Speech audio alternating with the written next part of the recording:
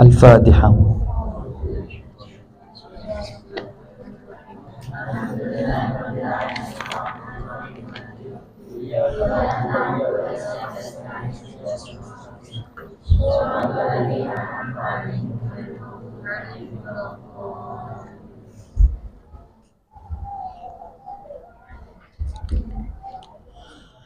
A'udzu billahi minasyaitonir rajim. Bismillahirrahmanirrahim.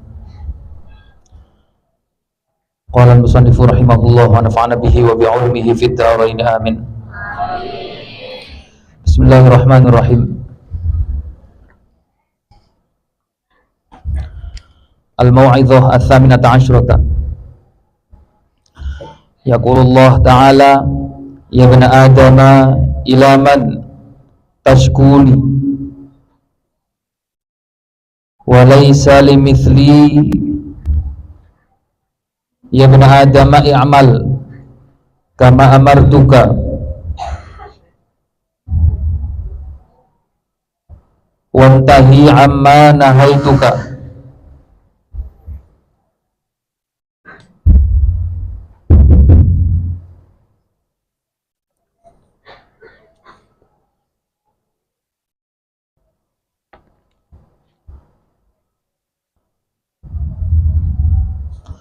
Aj'aluka hayyan la tamutu abadan. Lah bosone Jeb. Ngapa sih?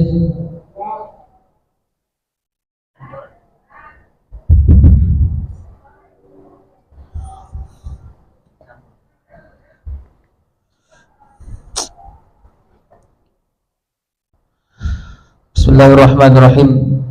Al-mau'izah as-sabi'ata 'asyrata. Al-mau'izatu utawi iki ku pitutur as-sabi'ata 'asyrata kang kaping 17. Ya ibn Adam ya anak turune Nabi Adam, i'mal kama amartuka. I'mal amalo sapa sira kama amartuka kaya olehe perintah sapa ingsun ing sira. Wantahilan nyegao sapa sira amma saking barang nahaitu kakang nyegah sapa ingsun ing sira anhu saking ma. Aj'aluka mongko dadekake sapa ingsun ing sira hayyan ingkang urip la tamutu hale ora mati sapa sira abadan ing dalam sak lawase. Dawuhnya Allah Ta'ala, wahai umat manusia, lakukanlah atau amalkanlah apa yang diperintahkan olehku kepadamu, dan hindarilah perkara yang aku cegah, hindarilah perkara yang aku larang. Ketika kita bisa melakukan itu semua, janji Allah Ta'ala, aj'aluka hayyan la tamutu abadan, maka Allah akan menakdirkan kita hidup abadi tanpa menghadapi kematian sama sekali. Ketika kita berhasil untuk mengamalkan perintahnya Allah, menjauhi larangannya Allah, maka kita bisa dipastikan oleh Allah Ta'ala akan hayyan la tamutu abadan atau hayyun khalidun.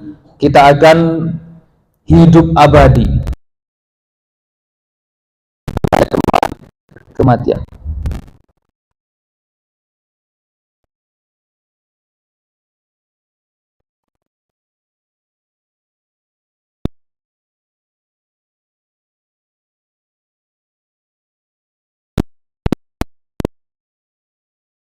Dan anjuran perintah Allah dan menghindari larangannya, maka kita akan ditakdirkan hidup abadi.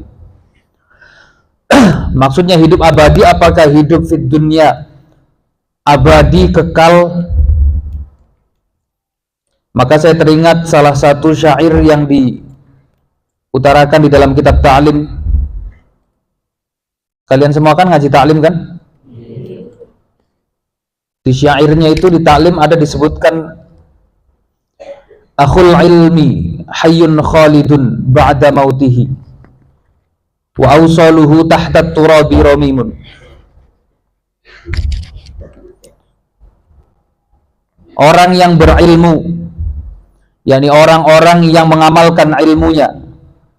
Ketika seseorang berilmu lalu mengamalkan ilmunya, maka otomatis dia itu akan mengikuti perintah Allah dan menjauhi larangan Allah. Itu otomatis. Ketika orang alim lalu amaliyah, maka dia otomatis akan manut sama perintahnya Allah, menjauhi larangannya Allah.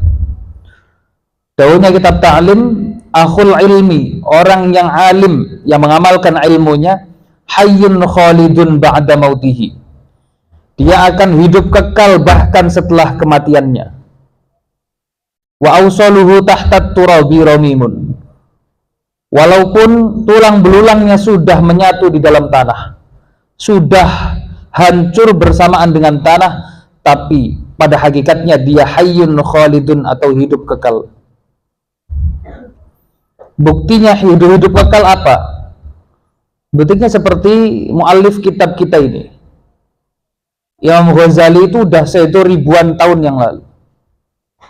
Imam Ghazali udah wafat ribuan tahun yang lalu, tapi namanya sampai sekarang masih tetap diingat, namanya, karyanya masih tetap dijalankan. Walaupun beliau sudah meninggal dunia, tapi beliau terus mendapatkan pahala, kucuran pahala dari kita yang mengkaji kitabnya, karangannya, karyanya. Seakan-akan beliau masih hidup abadi tanpa menghadapi kematian. Contoh lagi, masyayikh kita, Kiai Fuad Hashim Abi sudah tidak ada, raganya sudah bersatu dengan tanah, tapi namanya terus kita kenang, namanya terus kita sebut di daftar Fatihah, namanya terus kita sebut ketika kita berdoa, padahal raganya sudah tidak ada. Itu menunjukkan bahwa akhul ilmi itu hayyun khalidun, bahwa orang yang mengamalkan perintahnya Allah, orang yang menjauhi larangannya Allah, orang yang soleh, orang yang alim, itu sebetulnya pada hakikatnya adalah hayyun khalidun, hidup abadi. Karena memang itu adalah janji Allah. Barang siapa yang mengamalkan perintah Allah, menjauhi larangan Allah, maka dia tidak akan menghadapi yang namanya kematian, hidup kekal selama-lamanya. Wa ana utawi ingsun iku hayyun zat kang urip, la amutu tegese ora mati sapa ingsun abadan ing dalam salawase. Aku adalah zat yang maha hidup, tidak mati selama-lamanya. Wa idza qultu lan ing dalam are kalane dawuh sapa ingsun li syai'i maring sewiji-wiji kun, ing dawuh kun dadiya sapa sira, fayakun mongko maujud apa syai'.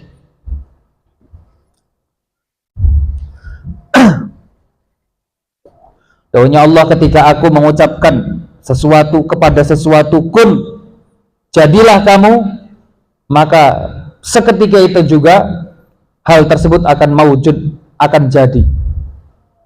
Tapi jangan difahami secara redaksinya saja,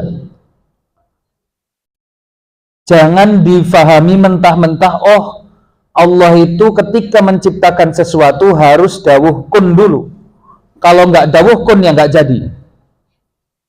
Atau Allah itu ketika menciptakan sesuatu mengucapkan kun sehingga ada tenggat waktu antara menghendaki dengan diwujudkannya sesuatu dengan tenggat waktu pengucapan lafal kun. Kun itu kan ada pelisanannya, ada pelafalannya. Ketika kita melafalkan kun itu ada jeda sepersekian detik. Oh, berarti Allah itu ada jeda antara menghendakinya Allah dengan diwujudkannya sesuatu. Jangan difahami seperti itu. Jadi bahasa kun fayakun itu hanya kinayatan an sur'atil wujud, hanya kinayah atau perumpamaan saking cepatnya menciptakannya Allah. Lagi-lagi kita ini otaknya sangat terbatas, akalnya sangat terbatas, sehingga digambarkannya itu sesuai dengan apa yang pernah kita dengar, apa yang pernah kita lihat. Jadi Allah itu tidak lalu ketika menciptakan sesuatu tuh kun, enggak. Tapi artinya ketika Allah sudah menghendaki, baru berkehendak saja, itu sudah langsung jadi, tanpa ada waktu yang memisah, tanpa ada tenggat waktu sepersekian detik pun, bahkan untuk mengucapkan lafal kun saja tidak. Jadi ini supaya kita ini lebih gampang nerimanya. Jadi dengan ketika hanya melihat lafalnya saja, kan redaksinya saja, oh berarti Allah itu ketika menciptakan sesuatu pasti mengucapkan lafal kun. Kalau kita pahami secara redaksinya saja, zahirnya saja. Padahal yang namanya hakikatnya tidak seperti itu, artinya tidak seperti itu. Itu hanya kinayah saja, hanya perumpamaan saja. Wah, Allah ketika menghendaki sesuatu terjadi, maka terjadi.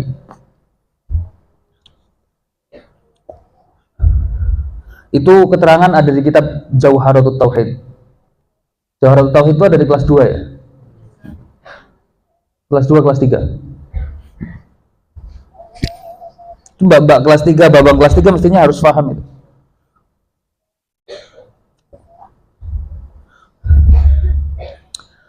Kemudian ya bena Adam, ya anak turunnya Nabi Adam, ingkana lamun ono apa qauluka ucapan siro iku malihan kang manis, wa amaluka lan ono apa amal siro iku qabihan kang jember, fa anta utawi siro iku raisul munafikina, pengarepe pira-pira wong kang munafik.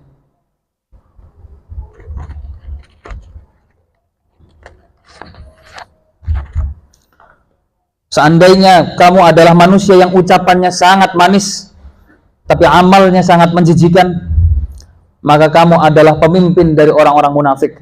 Maka kamu adalah orang yang paling munafik. Dan ketika zahirnya manis tapi batinnya pahit, zahirnya luar biasa baik tapi batinnya adalah perkara yang batil, perkara yang qabih, menjijikan. Wa idza kana lan dalam ari kalane ono apa zahiruka, zahir siro iku malihan kang manis, wa batinu kalan ono apa batin siro iku qabihan kang jember, fa anta utawi siro iku minal halikina, setengah saking pira-pira wong kang padha rusak. Ketika zahir kita kelihatannya solih, kelihatannya hebat, kelihatannya bagus, tapi ternyata batinnya itu menjijikan, maka kita adalah orang yang sangat rusak, dawuhnya Allah Ta'ala. Ini terjadi pada kita semua. Untuk menyadari itu butuh kesadaran yang luar biasa bagus. Soalnya banyak sekali dari kita yang melakukan hal ini tapi tidak sadar diri. Banyak sekali.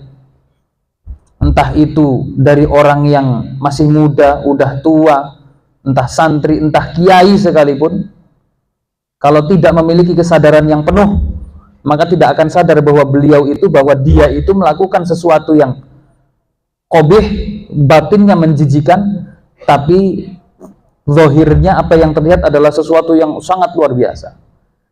Karena hukum Allah itu tidak mengenal masih mudakah dia, udah tua, status dia ustadz, status dia santri, status dia budakkah. Allah hukumnya tidak mengenal itu semua.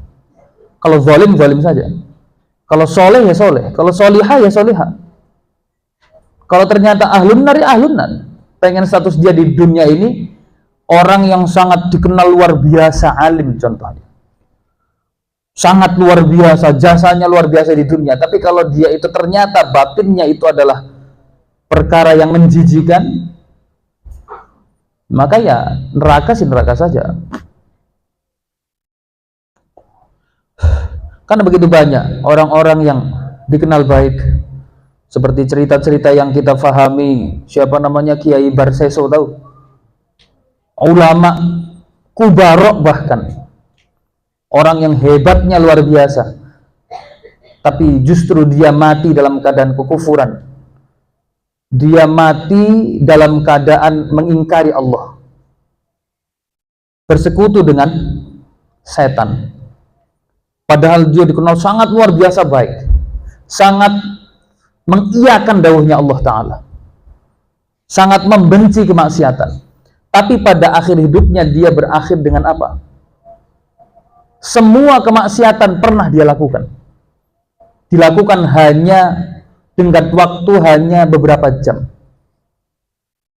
Jadi kita tuh nggak boleh menghukumi hidup seseorang, itu nggak boleh. Oh, kamu itu nanti akhirnya akan di neraka. Oh, kamu itu nasibnya suram nanti masa depan. Nggak bisa. Karena nggak ada yang tahu takdirnya Allah Ta'ala, itu nggak ada yang tahu. Seberapa buruk pun kelakuan dia sekarang, nggak bisa untuk dijadikan dalil bahwa dia adalah orang yang tidak memiliki masa depan. Nggak bisa. Faham? Ada preman lewat, kalian lihat, dia itu masa depannya nanti pasti suram. Nggak bisa seperti itu. Seakan-akan kita menafikan Allah Ta'ala, menafikan bahwa Allah akan merubah hatinya, merubah nasibnya. Kalau seperti itu, kita nih apa bedanya dengan orang-orang di luar sana? Kita nih santri, orang yang paham betul bahwa Allah itu maha membolak-balikkan hati, maha membolak-balikkan nasib. Nggak ada yang tahu. Paham? Jadi kita nggak bisa, nggak ada yang tahu betul bahwa kita ini nanti berakhir husnul khotimah kah atau su'ul khotimah kah? Na'udzubillah min dzalik. Nggak ada yang tahu. Seberapa hebat diri kita sekarang, seberapa menjijikan diri kita sekarang pun nggak ada yang tahu. Kita hanya bisa berharap kepada Allah, seraya kita berusaha untuk merubah diri kita agar lebih baik lagi. Itu yang maksimal yang bisa kita lakukan tuh itu. Karena sebetulnya semuanya kehidupan kita, kalau kalian itu ketika ngaji ke saya itu kenapa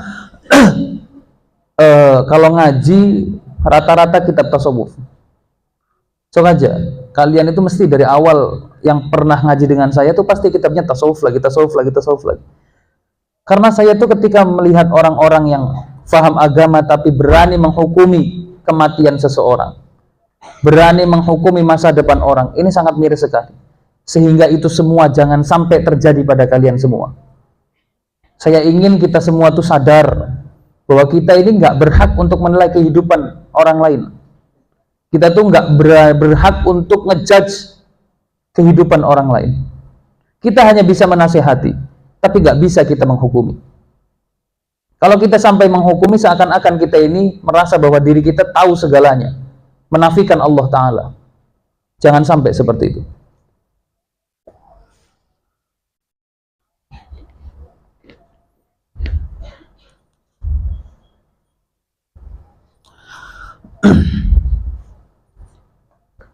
Makanya seperti itu. Makanya saya sering bilang, orang yang terlihat soleh saat ini, orang yang terlihat luar biasa kepada Allah saat ini, belum tentu matinya lebih baik daripada orang yang sekarang sedang bermaksiat. Belum tentu. Makanya ada kan makalah-makalahnya ulama yang mengatakan bahwa saya di hidupnya apa saya ini. Mungkin sekarang kita ini adalah orang yang dianggap dekat dengan Allah Ta'ala, orang yang potensi masuk surganya besar. Tapi itu semua belum tentu. Karena bisa jadi orang yang bermaksiat saat ini itulah yang akhirnya bertempat di surganya Allah Ta'ala karena berakhir husnul khotimah, bahkan mungkin mati syahid.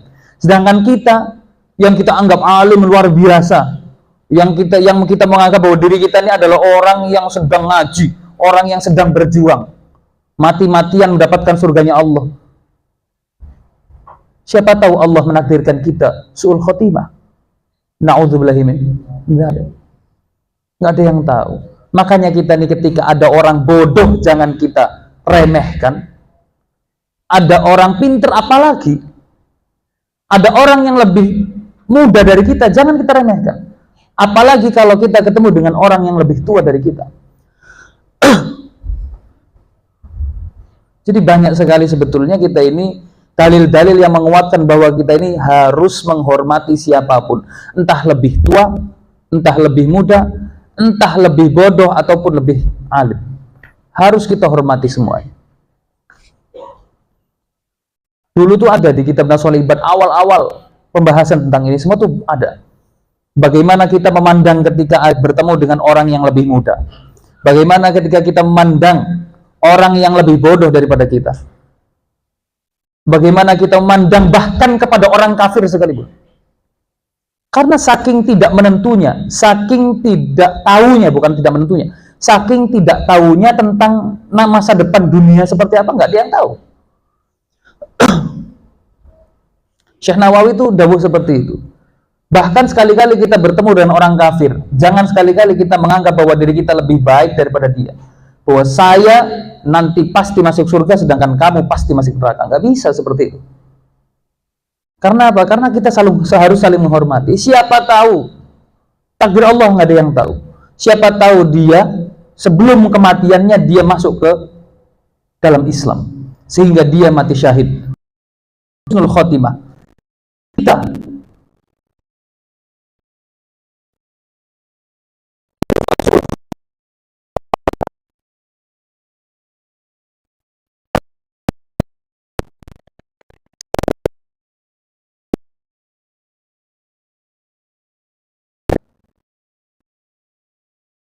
Kita hanya bisa berusaha semaksimal mungkin. Itu Allah.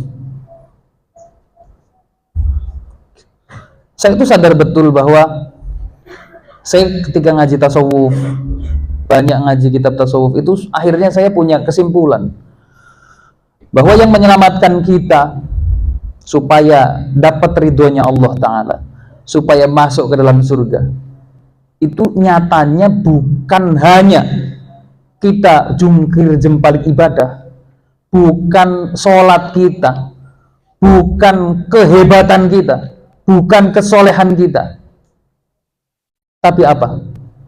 Tapi ridhonya Allah. Yang menyelamatkan kita masuk ke dalam surga itu ridhonya Allah, bukan sholat kita, bukan haji kita, bukan umrah kita. Bahkan suatu saat pernah ada seorang ulama bertemu di mimpi dengan Imam Ghazali setelah beliau dihisab sama Allah Ta'ala. Jadi ada seorang ulama tidur kemudian ketemu dengan Imam Ghazali setelah Imam Ghazali itu dihisab sama Allah, bertemu dengan Allah.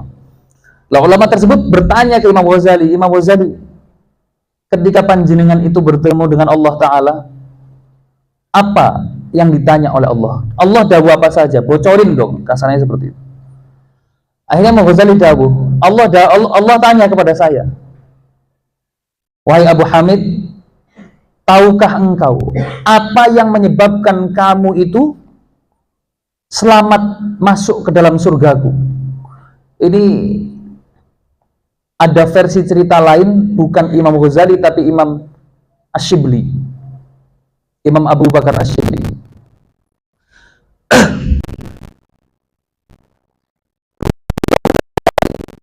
Allah Ta'ala yang sangat luar biasa, fenomenal, sangat luar biasa besar, wahai Allah Ta'ala, bukan. Luar biasa, wahai Allah Ta'ala, bukan. Apakah karena haji, umroh, amalku yang sangat luar biasa, itu semua? Bukan itu. Lalu apa ya Allah? Imam Ghazali sampai bingung, apa yang menyebabkan saya ini bisa dapat ridho panjenengan itu apa? Kalau bukan itu semua. Allah cerita, ingatkah suatu hari kamu itu sedang menulis kitab karanganmu, kemudian ada lalat masuk ke tintamu, tujuannya untuk meminum tintamu tadi, lalu kamu membiarkannya. Alasannya karena apa? Karena rahmatmu, kasih sayangmu kepada sesama makhlukku, dawuhnya Allah Ta'ala. Oh ya, ingat betul. Lah itulah amal kecil yang menyebabkan kamu itu selamat mendapatkan ridho dariku. Jadi amal bentuknya rahmat, walaupun kecil, kalau alasannya karena rahmat, saling menyayangi, saling menghormati, saling mengasihi, tanpa alasan apapun. Alasannya lillahi ta'ala, karena dia adalah makhluk Allah, karena dia pun sama, ciptaan Allah sama denganku, maka itu adalah amal yang kecil indan nas, tapi amal yang besar indal Allah. Ingat bahwa Allah itu sangat mencintai amal yang istiqomah, bukan amal yang besar, bukan. Tapi yang dilihat oleh Allah adalah adwamuha.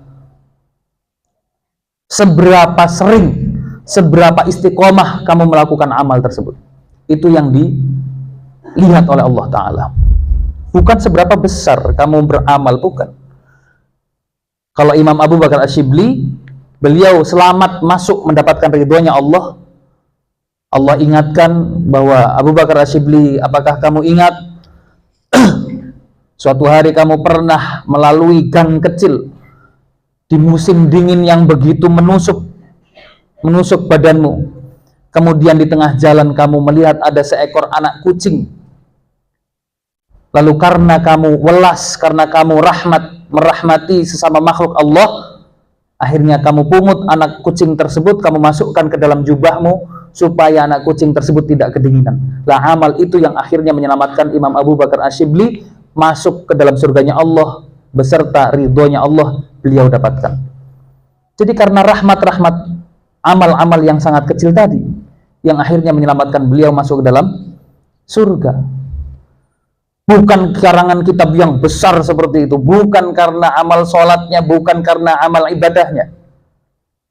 Sehingga apa akhirnya? Konklusinya, kesimpulannya, kita hidup di dunia ini, mati kita husnul khotimah atau su'ul khotimah itu tergantung ridhonya Allah. Makanya ulama tasawuf dawuh, percuma kalau kita sholat, percuma kalau kita haji, percuma kalau kita ini ngaji pol-polan, tapi tujuannya bukan lillahi ta'ala. Percuma. Makanya ada bahasa sholat menggunakan pakaian hasil gosok, hukum sholatnya sah atau tidak? Indal fuqaha, sholatnya sah. Karena dawuhnya ulama fikih, nahnu nahkumu bidzahir. Kami hanya menghukumi zahirnya saja. Pengen kamu dapat gosok, nyuri, maling, jarah, begal sekalipun, selama syarat-syaratnya terpenuhi, maka sholatnya sah. Tapi inda tasawuf, inda sufi, sholatnya itu sah-sah, tapi tidak akan diterima oleh Allah. Nah itu dia. Sehingga kita tahu bahwa kita dari sisi ulama fikih juga harus sah, dan kita juga mengusahakan gimana caranya ibadah kita diterima oleh Allah. Sama wudhu menggunakan air curian, wudhunya sah nggak? Sah, tapi wudhunya tidak diterima oleh Allah. Wudhunya tidak lillahi ta'ala. Sama itu. Jadi Allah itu bukan melihat kuantitas, tapi yang Allah lihat adalah kualitas. Mau ibadahnya sedikit, tapi betul-betul itu adalah berkualitas lillahi ta'ala, murni tanpa tercampuri dengan urusan duniawi sedikit pun, itulah yang akan berharga di sisi Allah Ta'ala. Itu yang harus kita sadari.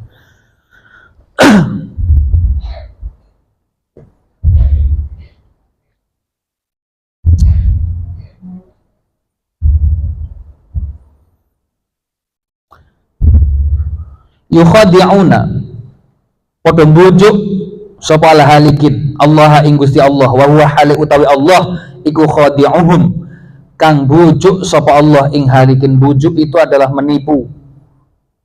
Bujuk itu maksudnya bukan membujuk, bukan, tapi membohongi atau menipu. Orang-orang yang rusak tadi, yang zahirnya bagus tapi batinnya menjijikan, itu merasa bahwa dia telah berhasil menipu Allah Ta'ala, tanpa sadar hakikatnya dia sendiri yang ditipu oleh Allah Ta'ala.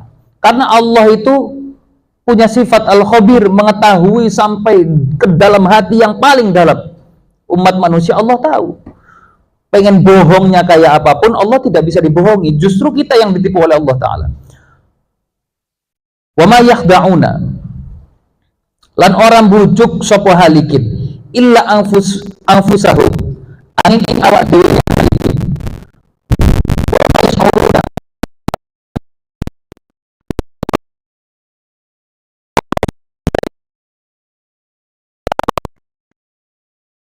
hakikatnya Allah tidak tertipu, dia yang ditipu Allah, dan dia pada hakikatnya sedang menipu dirinya sendiri yang tidak dia sadari sama sekali. Ya bena Adam, ya anak turunan Nabi Adam, la yadkhulul jannata, ora bisa manjing al jannata ing dalam swarga sapa ilaman angin wong tawadhu akang DP sapa man li'azamati maring keagungan ingsun, li'azamati maring keagungan ingsun. Doanya Allah Ta'ala, manusia itu tidak mungkin masuk ke dalam surga kecuali dengan bertawadhu di hadapan keagungan Allah. Jangan merasa besar, jangan merasa hebat sendiri, seakan-akan tidak ada Allah di sisi saya, yang hebat saya sendiri. Kalau sudah seperti itu, maka mustahil bagi diri kita masuk ke dalam surga. Karena nggak mungkin Allah memasukkan ke dalam surga seseorang yang merasa bahwa keagungannya setara dengan Tuhannya. Wa qatta'alan mesti sopoman atau megot sopoman annahara ing raino bidzikri kelawan iling ing ingsun. Wa kaffalan nyegah sopoman nafsahu ing awak dhewe man anis syahawati saking pira-pira kedemenane nafsu min ajli krono arahe ingsun. Fa inni moko sak temene ingsun iku awa ngungsiake sapa ingsun al ghariba ing wong kang ngumbara wa uamminu lan ngamanake sapa ingsun al faqira ing wong kang fakir.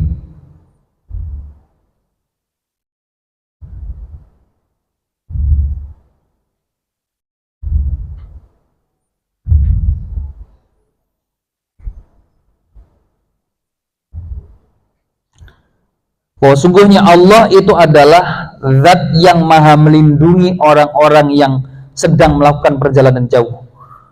Maksudnya orang sedang melakukan perjalanan jauh, yakni yang dilindungi oleh Allah, yakni orang-orang yang menganggap bahwa dunia itu bukanlah tempat tinggal, tapi tempat untuk melakukan perjalanan jauh menuju akhirat. Sehingga ketika orang pengen melakukan perjalanan jauh, itu harus membawa bekalnya, yakni ketakwaan. Ketika ada orang melakukan hal tersebut, maka orang tersebut dilindungi oleh Allah Ta'ala. Wa uamminu al-fakir, dan Allah adalah zat yang maha melestarikan, zat yang maha melindungi orang-orang fakir. Wa ukrimulan muliaake sapa ingsun al-yatima ing wong kang yatim, ing lare yatim. Wa Allah itu adalah zat yang maha memuliakan orang anak yatim. Memuliakan seperti apa? Seperti bagaimana Allah memuliakan anak yatim. Wa akunu lan ono sapa ingsun lahu kadhe yatim iku kal abi koyo bapak ar-rahim kang welas sapa ab. Allah memuliakan anak yatim seperti halnya seakan-akan Allah itu adalah ayah kandungnya yang begitu menyayanginya, yang begitu mencintainya. Allah saja menyayangi anak yatim. Allah saja memberlakukan zatnya seperti halnya ia adalah ayah kandung dari anak yatim. Lalu kok masih bisa kita ini mengejek-ngejek anak yatim? Anak yatim adalah anak yang begitu dilindungi oleh Allah dan dicintai oleh Allah. Kalau kita ngejek anak yatim berarti sama dengan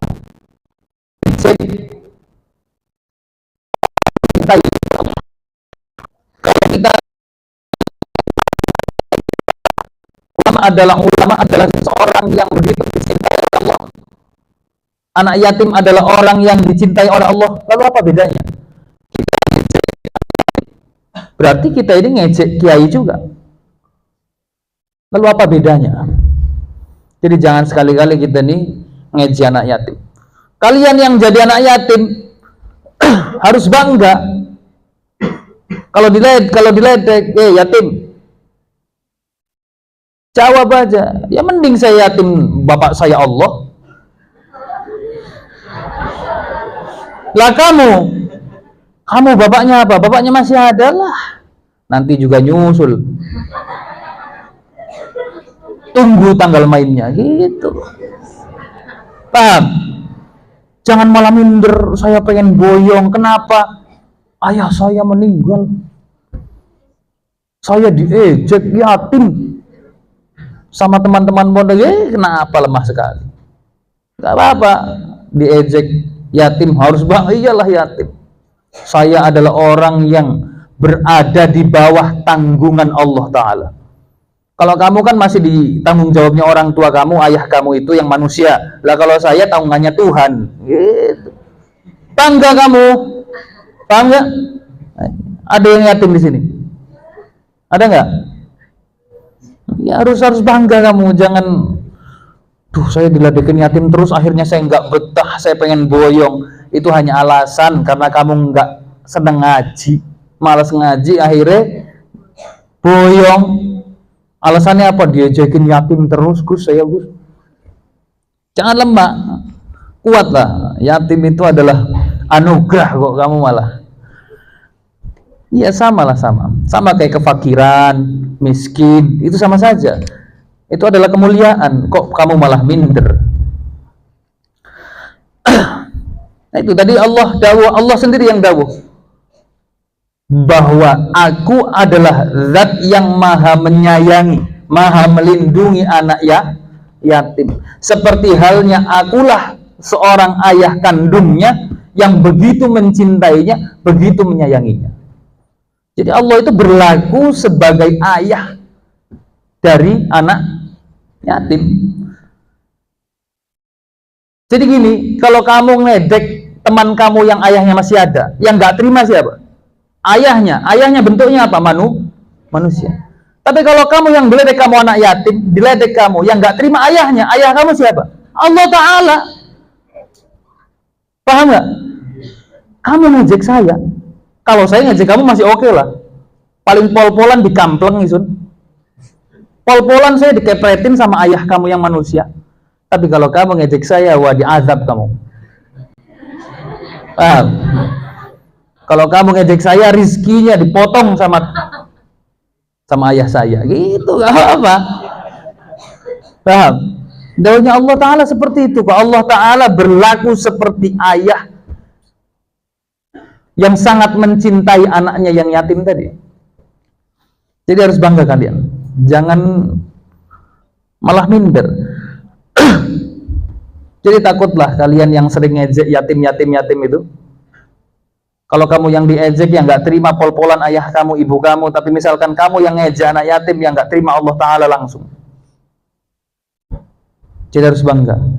Kita ini kalau misalkan dibackingi sama abang-abang yang lebih senior aja, bangganya luar biasa. Paham nggak? Coba aja. Adiknya Mbak Hana itu, gagahnya luar biasa, karena masih ada Mbak Hananya. Ya, siapa namanya? Farhan ya? Iya. Gagah. Ada yang meledek, lapor.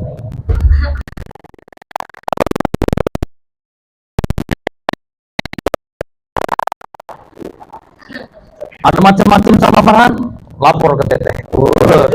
Ya, nanti Teteh bogem semua.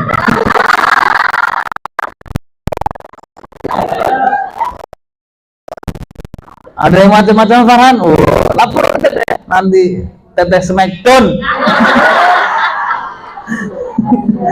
Ya. Mbak Hana kan seterek. Iya. Farhan aja yang dibackingin sama kakaknya berani, kuat. Lah kalian anak yatim yang dibackingi langsung sama Allah kok minder kalian itu. Paham ya? Siapa lagi yang kakak? Oh, Bang Asep sama aja tuh. Bang Asep sama aja tuh. Luigi itu temannya Mario tuh. Tak malu iki pun ngrasane wah masih ada AA. Wah, ya. Masih ada AA mau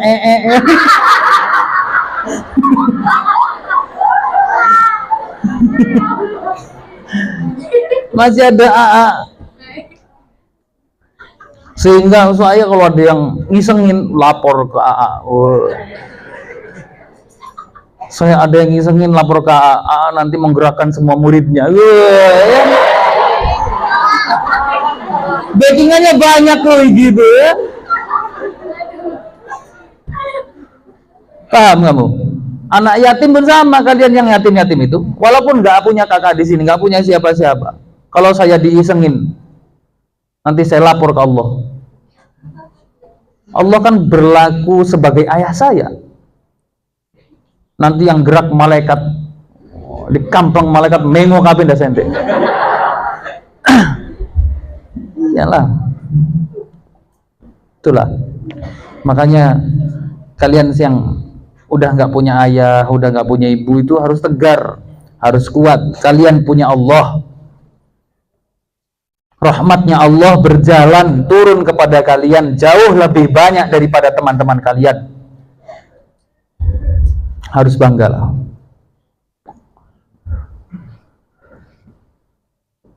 Ihya masih lengkap ihya. Ayah ibunya masih ada. Udah almarhum, iya. Orang Tegal sih ya. Udah almarhum, dua-duanya. Ayahnya aja. Oh berarti tinggal ibunya. Oh iyalah, harus tegar ya. Kuat ya. Puasa aman. Ini kan hari keberapa? Hari ke-8 ya? Tadi 8 hari kan ya? Oh 7 dah. Berarti masih aman lah ya. Alhamdulillah. Disyukuri ya begitu tuh. Saya tuh tahun sekarang lebih baik daripada tahun kemarin. Kalau tahun kemarin kan ngajinya di lapangan. Kalau sekarang di depan saya langsung kan hebat itu. Nanti lama-lama juga mundur. Lapangan maning ke situ teh. Awas hati-hati. Muassisi Jamiyah Mokeliyah ini. Nah iya loh, NF itu dari pertama NF didirikan, yang mokel pertama kali itu Ihya. Paham nggak? Jadi kalau ada teman-temannya mokel, dosanya kebagian Ihya juga. Paham ya? Waduh berat. Jadi ya Allah ya, geleng-geleng terus ya. Iya makanya menyesal lah, taubatlah kepada Allah ya. Teman-teman kamu melanggar aturan pondok, kamu melanggar aturan Allah, coba masya Allah.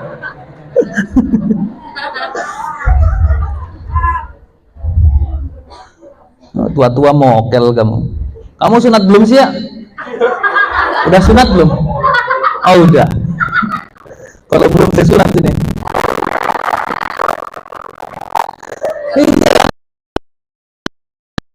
Puasanya bolong. Yang mergokin siapa? Waktu itu tahun kemarin.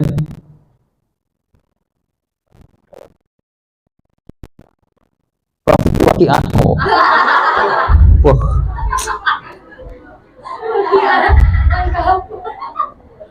Mergokinnya di mana? Iya. Warung mana? Bencong. Warungnya rane bencong ya? Emang yang dagangnya bencong? Enggak kan? Oh boten. Awas jangan nggak puasa lagi. Ya, kamu harus sempurna puasanya.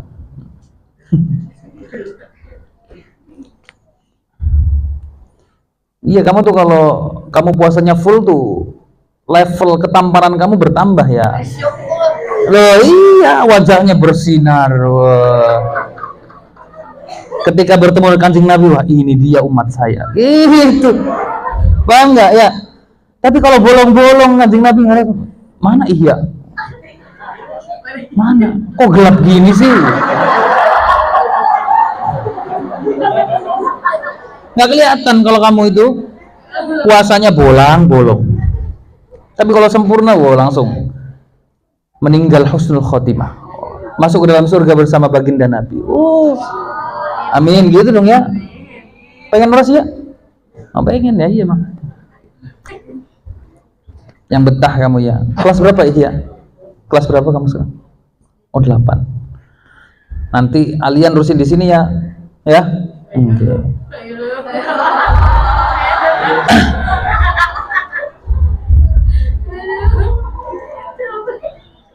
Sekolahnya di mana? Kalau terusin di Manu. Di Manu bukan sekolah, kuliah kalau di Manu sih. Anak Manu tuh kalau sekolah tuh bukan buat tas, baunya koper. Loh, isinya bantal sama guling. Nggak percaya. Sekolahnya pakai sendal, nggak pakai sepatu. Pakai sarung juga sah manusia.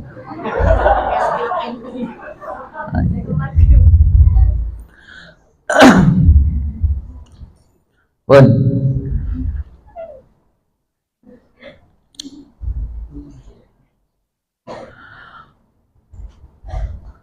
Walil aramili. Iki bumi mandi bumi. Ardi. Hah? Wah, padahal pantesan kan masih anak kosong akhir meni. Biasanya kalau ada Bang Ardi full seruangan tuh.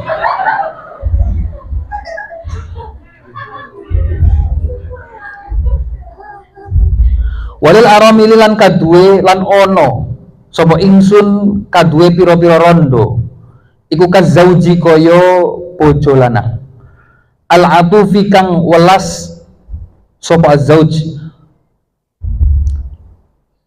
asyafuki turkang asih sapa zauj. Dan Allah pun begitu menyayangi dan mencintai para janda, selayaknya suaminya yang begitu mencintai, menyayangi dan memanjanya. Ini Allah Ta'ala kepada para janda.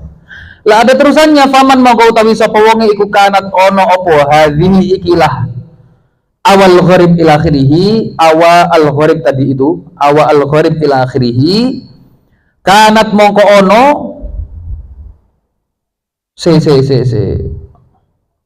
dudu iku sifatahu sifate man, dadi sifate man kuntu mongko ono sapa ingsun iku mujiban zat kang ngijabai lahu maring man.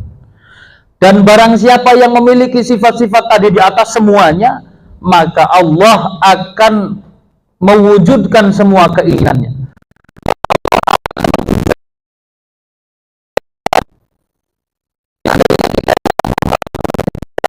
Membara orang yang bepergian jauh, kita ajak, ayo bang mampir dulu, makan, minum, kasih makan, kasih jajan, kasih bekal untuk perjalanan lagi. Ketika bertemu anak yatim, kita beri sangu, kita beri uang atau santunan. Ketika bertemu dengan orang fakir pun kita hormati, kita bantu kebutuhannya. Begitupun ketika bertemu dengan janda, kita harus menyayanginya. Seperti halnya kita ini adalah suaminya. Tapi jangan ada maksud terselubung kamu. Nanti bayi butuhnya, anaknya butuh uang sekolah dikasih. Anak yang kecilnya butuh susu dikasih uang susu. Nanti tahun depannya, dia jadi istri saya. Itu ya sama aja, itu maksud terselubung kalau gitu. Jangan, maksudnya mengasihi itu adalah jangan kita ini merendahkan derajat seorang janda. Jangan kita ini lalu menghinakan seorang janda. Kita harus memuliakan, menghormati. Jadi kalian itu kalau misalkan ada janda, punya tetangga janda, kalian bantu. Sore-sore nyapu dibantu, Bu, mau dibantu, Bu, gitu, dibantu. Bu mau dibantu nyuciin baju, dibantu. Iya, paham nggak? Jadi dibantu. Yang dibantu jangan janda yang cantik aja kamu. Nanti kalau jelek langsung, wah jelek nggak mau lah. Kamu mau bantu janda A enggak? Enggak lah, enggak. Gelap. Apanya yang gelap kamu? Pengen terang, pengen gelap, tetap statusnya janda, maka dia adalah orang yang dicintai oleh Allah Ta'ala. Allah akan menjamin semua rizkinya seperti halnya suaminya menjamin rizki dia. Allah akan menjamin semua hidupnya seperti halnya suaminya menjamin hidupnya. Itu kasih sayang Allah kepada perempuan-perempuan yang tidak memiliki suami. Begitu. Jadi malah jangan-jangan jadi bahan ledekan.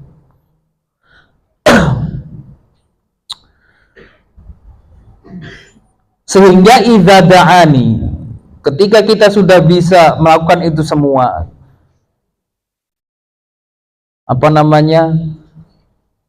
berbaik hati kepada janda, kemudian berbaik hati kepada orang fakir, berbaik hati kepada anak yatim, kepada orang yang sedang melakukan perjalanan jauh, sehingga ketika idza da'ani ing dalam ari kalanen donga sapa man ing ingsun syai'an ing suwiji-wiji, astajibuhu, mongko nyembadani sapa ingsun ing man, maka aku akan menuruti semua doanya, akan mewujudkan semua permintaannya.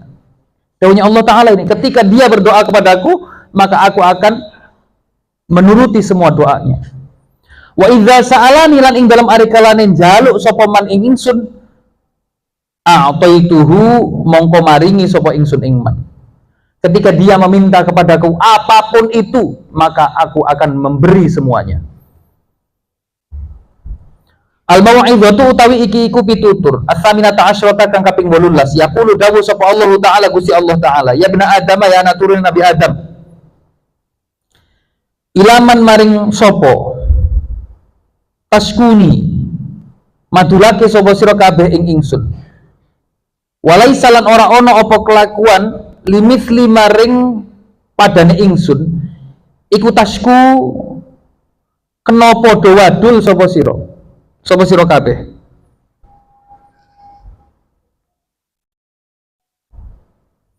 Dawuhnya Allah Ta'ala, wahai anak Adam, kepada siapa lagi kamu itu curhat tentangku, tentang kesulitan hidupmu? Kepada siapa lagi? Sedangkan tidak ada satupun orang yang akan sama denganku, sederajat denganku, yang lebih pantas dariku untuk tempatmu bercurhat, untuk tempatmu mengeluh. Jadi intinya Allah Ta'ala melarang kita itu untuk cerita-cerita, curhat, masalah kehidupan, masalah apapun itu kepada orang lain. Kalau curhat ya kepada Allah. Kalau curhat itu kepada Allah, Allah yang menciptakan musibah, Allah yang menciptakan cobaan, maka yang bisa mengangkat musibah dan cobaan tersebut hanyalah Allah. Sehingga kita itu minta supaya musibah diangkat, minta supaya kesulitan hidup diangkat, itu kepada Allah, jangan kepada makhluk. Lah kamu contohnya disakiti oleh seseorang, dizalimi oleh seseorang, kalian itu langsung terburu-buru mencari, saya ini enaknya cerita ke siapa ya? Soalnya kalau saya nggak cerita saya gila. Itu ada orang yang seperti itu, ada. Ceritalah kepada Allah, mintalah kepada Allah. Jangan cerita-cerita malah curhat. Yang paling nemen curhatnya di Instagram. Ya. Kalau cewek-cewek biasanya kalau misalkan lagi sakit hati itu curhatnya di Instagram. Udah gitu hanya di close friend aja, di teman dekat biasanya. Udah gitu close friendnya cuma satu. Siapa? Cowoknya. Paham nggak? Sering itu nyindirnya gitu. Engkau dibalas lanangnya garis story juga, tapi nggak close friend, ke publik. Storynya gimana? Cuma plok. Lanang biasanya mengkonon, laki-laki memang biasanya seperti itu. Nah, jangan curhat-curhat seperti itu. Curhatlah kepada Allah, tapi dengan bahasa yang baik, dengan bahasa yang halus. Minta supaya diberikan gantinya yang lebih baik. Minta diberikan hal yang lebih pantas untuk diri saya. Mintalah kepada Allah, curhatlah kepada Allah. Jangan malah ke Instagram. Instagram itu bukan Tuhan kok. Instagram itu nggak bisa menolong kita. Oh, ketika saya ke Instagram, curhat ke Instagram, alhamdulillah saya mendapatkan solusi. Nggak ada begitu tuh. Nggak ada. Pasti itu datangnya dari Allah. Kalau ternyata kita curhat ke Instagram kok malah justru datang, solusi itu datang lewat Instagram, berarti saking hebatnya Allah Ta'ala, saking baiknya Allah Ta'ala. Kamu atau kita ini berpaling dari Allah, tapi Allah tetap nolong kita. Itu saking hebatnya Allah, saking dermawannya Allah kepada kita. Wa ilamata lan tumeka maring kapan tansauni lali sapa sira kabeh ing ingsun. Sampai kapan kamu itu lupa terhadapku wahai umat manusia? Walam astaujib lan hale ora netepake sapa ingsun mingkum saking sira kabeh zalika ing makono-makono nisya. Sedangkan aku tidak pernah menakdirkan kamu untuk lupa terhadap diriku, terhadap zatku. Aku ini tidak pernah menghendaki kamu untuk lupa terhadap zatku, tapi kok kamu terus lupa terhadap zatku. Wa ilama talan tumeka maring kapan takfuruni ngufuri sapa sira kabeh ingsun. Sampai kapan kamu itu mau kufur terus kepadaku? Walastu hale ora ono sapa ingsun iku bidzallamin kelawan zat kang akeh nganiayane. Kelawan zat kang akeh nganiayane, sedangkan aku bukanlah zat yang maha menganiaya lil abidi maring piro-piro kawula. Wa ilamata latu moko maring kapan tajhadu angas sapa sira nikmati ing nikmat ingsun. Angas itu ingkar. Lalu sampai kapan kamu itu terus mengingkari nikmatku? Kita ini sering mengingkari nikmat Allah, sering mencari celah bahwa itu bukan datangnya dari Allah tapi dari orang. Sering sekali. Kalau diberi oleh orang lain, merasanya itu yang baik adalah orang lain Allah. Kita cari solusi. Padahal yang menggerakkan hati orang lain untuk membantu kita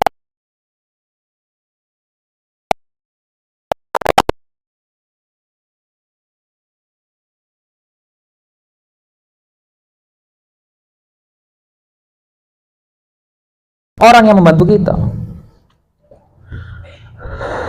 Wa ila matalan tumeka maring endi? Tumeka maring kapan? Tastakhifu milang enteng sapa sira bi kitabi kelawan kitab ingsun.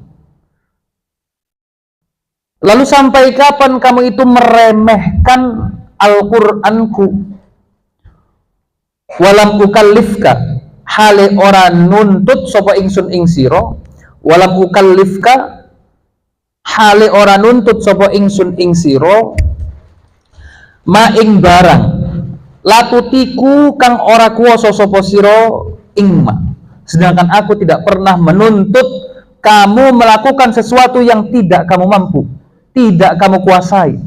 Allah itu ketika memberi tugas kepada kita, menuntut sesuatu terhadap kita, entah ujian, perintah atau larangan, itu semuanya tidak pernah di luar kekuasaan kita, tidak pernah di luar kemampuan kita. Pasti ketika Allah memberikan ujian, maka kita pasti bisa untuk melewatinya, hanya kita mau atau tidak untuk melewatinya.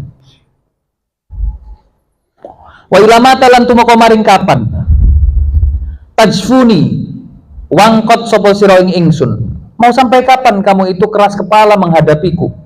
Wa ilamata lan tumeka maring kapan tajhaduni angas sapa sira kabeh ing ingsun walaisa hale ora ono iku lakum kabeh sira kabeh sapa Rabbun pangeran ghairi kang saliyane ingsun. Mau sampai kapan kamu itu mengingkariku, dawuhnya Allah Ta'ala, sedangkan tidak ada Tuhan selainku. Kamu itu tidak punya Tuhan selainku, tapi kok kamu sering ingkar kepadaku. Wa idza maridtum lan ing dalam ari kalane loro sapa sira kabeh fa ayyu tabibin moko utawi endi-endine dokter min duni kang saliyane ingsun iku yasfikum marasake sapa ayu ing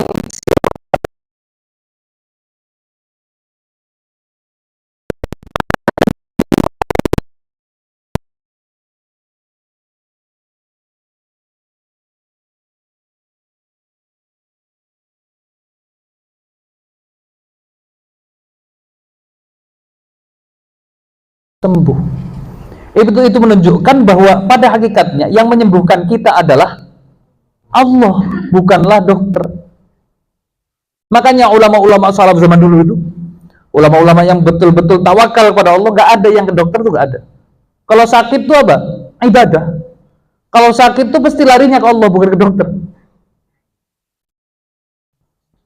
Paham nggak? Itu. Karena doanya Allah seperti ini.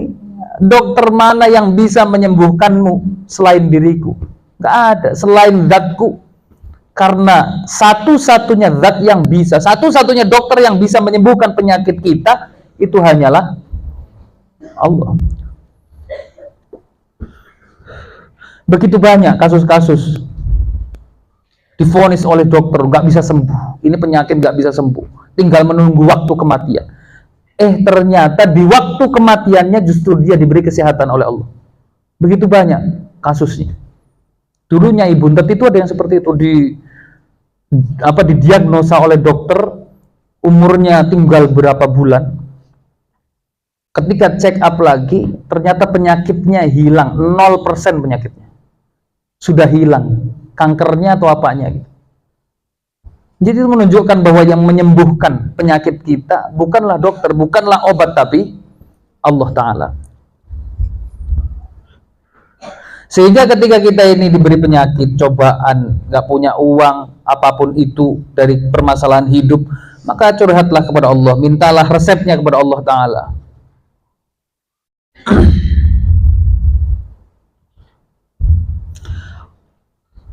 Faqad syakautumuni, mongko teman-teman wadul sapa sira kabeh ing ingsun, wasakhittum lan bendu sapa sira kabeh qadha ing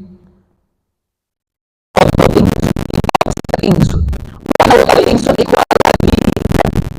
asal kang ngutus sapa ingsun asama ing langit alaikum ing atas sira kabeh udan kang deres. Untuk mongko ngucap sapa sira kabeh mutirna den paringi udan kita bihadzan najmi kelawan ikilah lintang. Allah Ta'ala menciptakan hujan, mengutus langit untuk menurunkan hujan di atas kita. Tapi kok justru kita mengatakan bahwa hujan itu datangnya dari bintang, bahwa hujan itu datangnya dari awan. Allah mengutus langit untuk menurunkan hujan ke atas bumi. Tapi ilmuwan bilang apa? Ilmuwan bilang bahwa hujan itu datangnya dari air laut yang diserap oleh awan, kemudian diturunkan lagi, dinetralisir asidnya, lalu diturunkan lagi ke bumi. Jadi ini Allah tuh ngeledek ilmuwan ini tuh. Kamu tuh saya kasih hujan, kok malah bilangnya hujan itu datangnya dari awan ataupun bintang. Faqad kafartumuni, maka teman-teman kufur sapa sira kabeh ingsun. Ngeri ya. Wa amantum lan iman sapa sira kabeh bin najmi kelawan mengkono lintang. Sehingga apa ketika kamu itu mengatakan bahwa hujan bukan datangnya dari Allah, bukan rahmat Allah, tapi bahwa hujan itu datangnya dari awan ataupun dari bintang. Sehingga kamu itu adalah orang yang kufur terhadapku dan justru kamu mengimani bintang atau menuhankan bintang. Sama kayak orang-orang Majusi. Orang-orang Majusi itu menyembah api karena yang menimbulkan hangat, menimbulkan kenikmatan di musim dingin itu adalah api. Maka apa bedanya kita dengan Majusi? Kalau memang kita menganggap bahwa itu semua datangnya bukan dari Allah, maka orang tersebut menyembah bintang, menyembah awan, menyembah api. Makanya Abi itu pernah cerita, di India itu ada sekelompok manusia menyembah sesuatu yang memberikan nikmat. Kalau di musim hujan, yang bisa menutupi kita dari hujan, tempat kita berteduh dari hujan tuh pohon. Maka yang memberikan nikmat adalah pohon, maka dia menyembah pohon. Di musim dingin yang bisa menghangatkan kita api. Berarti yang memberi nikmat kepada kita adalah api. Maka kita menyembah api. Coba repot paman wis kawin. Yang memberikan nikmat kita menikah itu adalah kelamin. Maka kita menyembah kelamin. Iya enggak? Sama seperti itu. Jadi Konsep keagamaannya itu rancu. Ini persis daunnya Abi itu seperti itu. Kalau berarti kalau setiap perkara yang memberikan nikmat adalah Tuhan, nggak justru itu bersumber dari Tuhan, nggak seperti itu. Tapi setiap sesuatu yang memberikan nikmat adalah Tuhan, patut kita sembah. Makanya apapun itu bentuknya ya, api, pohon, makanan, semuanya disembah. Itu ada sekelompok manusia di India yang nyembah sesuatu yang memberikan nikmat, itu ada. Na'udzubillah min dzalik.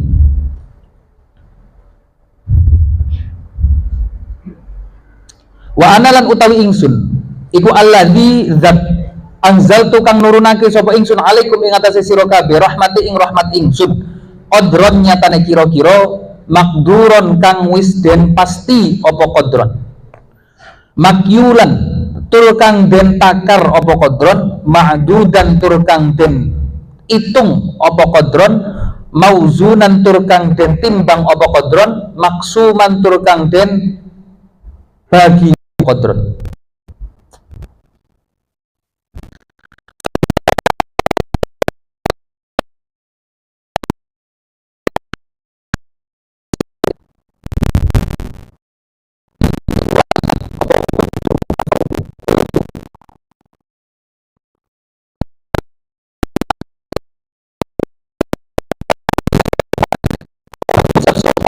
Anak utawi ingsun, anak ing dawuh ing pengucap anak utawi ingsun iku bisyarrin ketemu kelawan barang kang olo walastulan ora ono sapa ingsun iku bi khairin ing dalam tingkah bagus.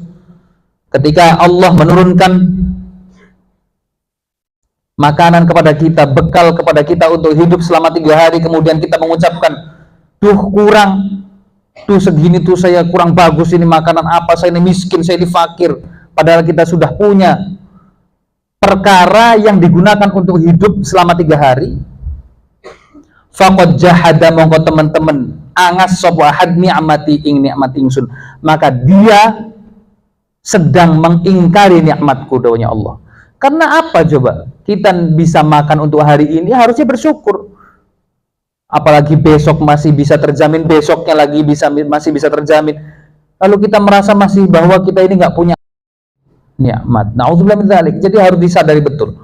Zamannya Kanjeng Nabi, para sahabat itu beliau kerja hari ini, beliau mencari uang hari ini, hasil kerjanya beliau hari ini ya untuk makan hari ini. Kalau besok urusan Allah Ta'ala, besok ya hasil kerja besok. Nggak ada yang menimbun harta, itu nggak ada.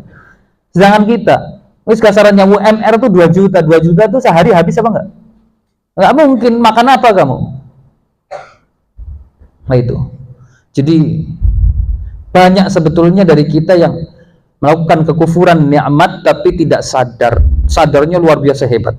Waman utawi sapa wonge iku manaane gah sapa man az-zakata ing zakat min malihi saking bondone man faqadis takhaffa.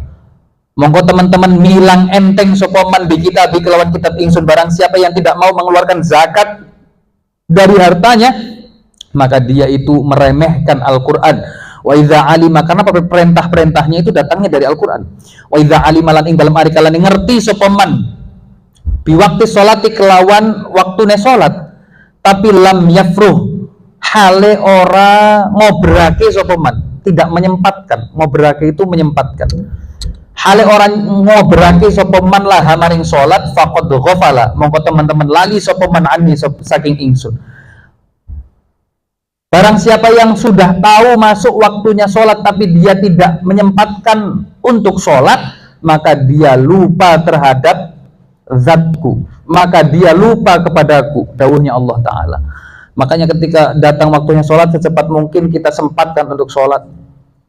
Jangan kita tunda-tunda, karena ketika sampai kita lupa, tidak menyempatkan untuk beribadah kepada Allah, maka ya kita ini lupa terhadap Allah Ta'ala. Ketika kita lupa kepada Allah, maka Allah pun akan lupa kepada kita.